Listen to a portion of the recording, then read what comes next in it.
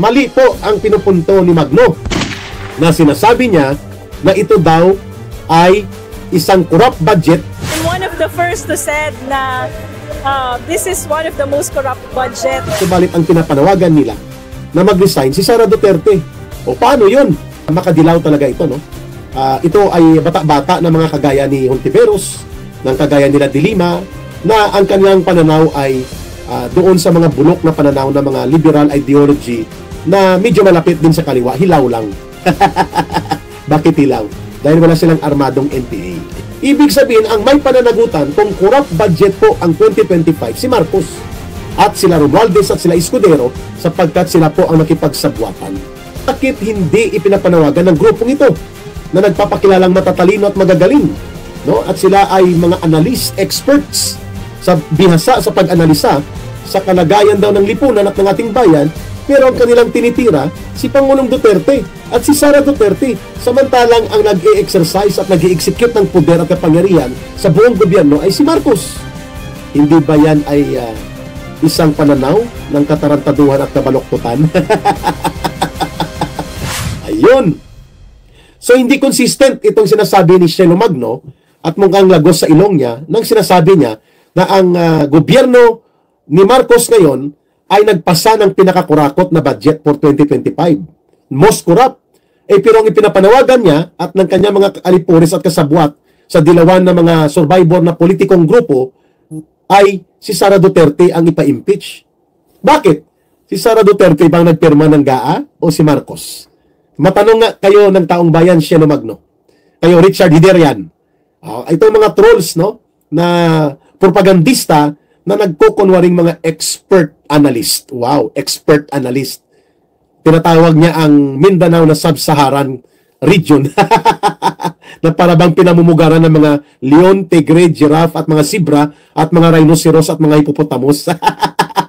Kulokoy din ito, no? Mapagkunwaring matalino pero bobo. Dahil walang alam sa katotohanan at realidad ng buhay, mapang-insulto pa.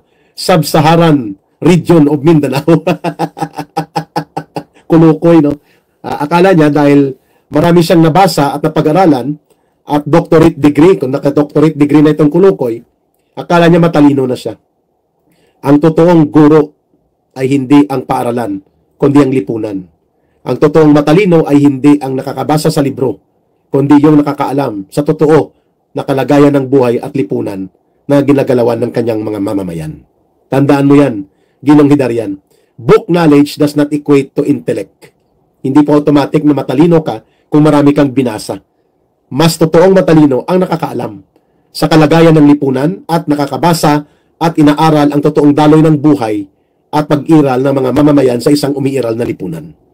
Kaya ang totoong guro ay hindi ang paaralan, kundi ang lipunan. Ayun. So, mga kababayan, mali po ang pinupunto ni Magno na sinasabi niya na ito daw ay isang corrupt budget na pinasa ng pangungurakot at mandaraya, subalit ang pinapanawagan nila na mag-resign si Sara Duterte.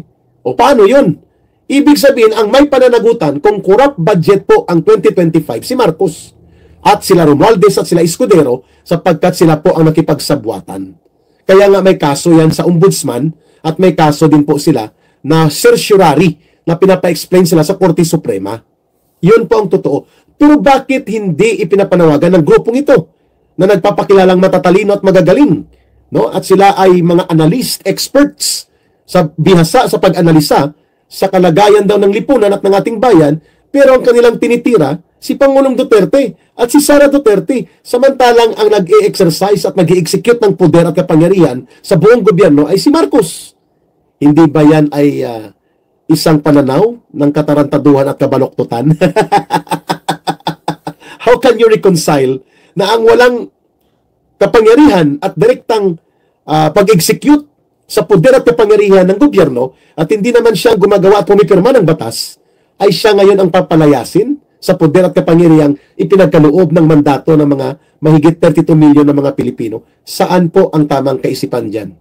Sige nga, ipaliwanag ninyo yan. Sabi ninyo, dahil may Mary Grace Piatos, may mga confidential funds siyang hindi mapaliwanag, mali.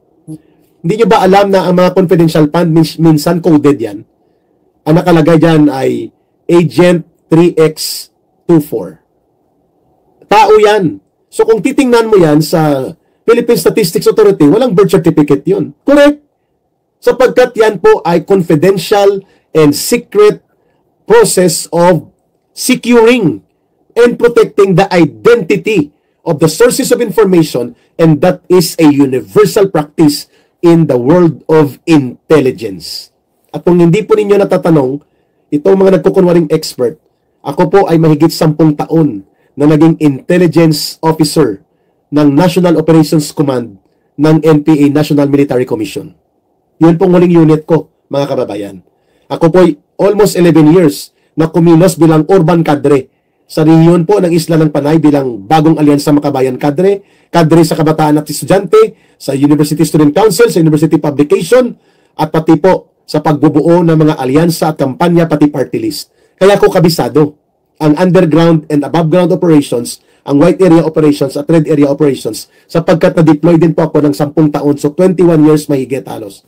Combined ko pong ginalawan both ang red area na armado ng NPA na under sa Communist Party at ang white area na hindi direktang armado pero gumagalaw as bahagi ng buong kilusan ng CPP, NPA, NDF. That's why I can discuss conversely and with certainty of knowledge. Dahil ginawa ko Kadre po ako nila for 21 years.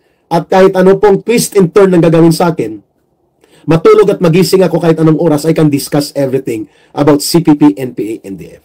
Minus the tactical information na hindi ko na inabot. Dahil 2011 pa po, nagtrabaho na ako at tumulong sa gobyerno.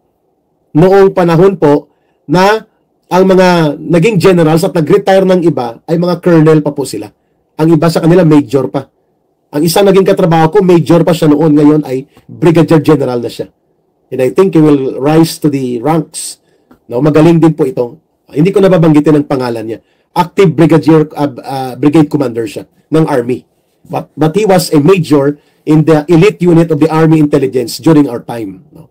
So hindi po nakakaintindi ng mundo ng intelligence, wag po kayo magkunwari na alam niyo po ito. There is a so-called COPLAN o isa pong intelligence plan and project. May intel project, may COPLAN. At yan po ang bumubuo ng case operation plan po, meaning ng COPLAN. COPLAN, case operation plan. May tinatawag din po na IP, intelligence project. At mayroon po yung mga confidentiality and level of secrecy and compartmentalization. Kaya hindi po ibig sabihin na kapag may mga pangalang Mary Grace Piatos, Ruben Chipi, and si Charlie Chisnacks ay pandaraya. No. Nature po yan ng intelligence. Yung iba nga numero yan, XY324. Sino ito? Hindi mo pwedeng tanungin yan. Need to know basis yan. Hindi pa automatic na nangungurakot si Sara Duterte kung mayroong mga report na ganyan. Hindi lang po ipinaliwanag ng kanyang team ng maayos. Dahil hindi siya pinagbigyan. At dapat nagpa-briefing dyan si Vice President Sara Duterte ng maayos. Dapat may mga resource persons na pinatawag na mga nagpamuno ng intelligence agencies that will defend Sara Duterte. Hindi po mali ang mga ganyan. Universal po yan, ginagamit yan sa buong mundo. No? Sabi ni Mitch Eli, ano po nag-udyok sa'yo para bumalik sa ating gobyerno kay Eric? Dini-discuss ko rin po yan, Mitch. No? Maganda rin mapanood mo yung video ko nung January 1 and January 2, I think, na New Year's Day, na diniscuss ko po ang journey of life ni Ka Eric. Sa aking channel nandyan pa. Pero i-discuss ko rin ulit. No? Here is 0184. So, hindi po tama ang pananaw na binabaluktot nila Tambaluslos at nila Marcos. Kahit kay Marcos, kung tanungin mo yan, may mga alias po yan. Secrecy is the primary element and discrete and compartmentalization are components in the world of intelligence and confidential na mga projects, which yan pong covered ng confidential fund. Hindi po automatic yan ay kinukurakot. May covered po yan ng intelligence project at mayroon po dyan na COPLAN. So dapat ma-produce yan, and I think na-produce yan sa COA. Kaya ang Commission on Audit walang adverse findings na pinandaya ni Sara Duterte ang kanyang mga pondo. However, ang mas nakakagulat bakit hindi po inoobliga ng COA at hindi rin po ginagawa as a mandatory obligation for the purpose and mandate of transparency and accountability, bakit hindi po ibinubunyag at inilalahad ang report saan ginagamit ang extraordinary fund ng Kongreso. By way of Joint Senate Resolution and House Resolution number 10, ay pwede silang gumastos ng hundreds of billions of pesos, both the Senate and the House of Representatives, na walang resibo at certification lang ang ginagamit nila. So, binubulsa. Yes, binubulsa yan. O bakit hindi yan inoobliga na ilahad sa publiko? Halimbawa, nakakulong si De Lima, but there were records na nakakulong siya that when she was a senator, by the year, hindi bumababa sa 8 to 10 million pesos ang kanyang extraordinary fund. Anong ginagamitan nito? Nakakulong man siya. That's the reason na hindi po nila pinalagan. At sila po ay hindi nila pinapalusot sa COA sapagkat maraming mabubuking. Hindi lamang mga kongresista, kundi pati mga senador. Kasi ginagawa nila yan, ang pagsasagawa ng extraordinary fund na tinatawag nilang MOOE. At yan po ay liquidation by certification. Mas malala po yun sa inaakusa nila kay Sara Duterte. Ito pa, if we are going to busisi or bulaklatin natin ang confidential funds, there are around 400 agencies of government na mayroong allocation o may mga pondo related to confidential and intelligence fund. Not just the Office of the Vice President and when she was DepEd Secretary, more than 400 na mga agencies of government. Bakit si Sara Duterte lang? Kung hindi ito maruming laro sa politika. At kay Marcos alone, in the last 2 years and a half, sa gobyerno ni Marcos, more than 11 billion or close to 12 billion ang pundo ni Marcos sa confidential fund for the last 3 budget na ipinasa. Saan ito napunta? Kung tingnan mo, may mga ganun pangalan din. Kaya sa tingin ko, kung magiging tama at patas lang sa totoo, ang itong kanilang paghearing ng impeachment trial kay Sara Duterte, malabo nilang mapapakonvict po ito, mga kababayan.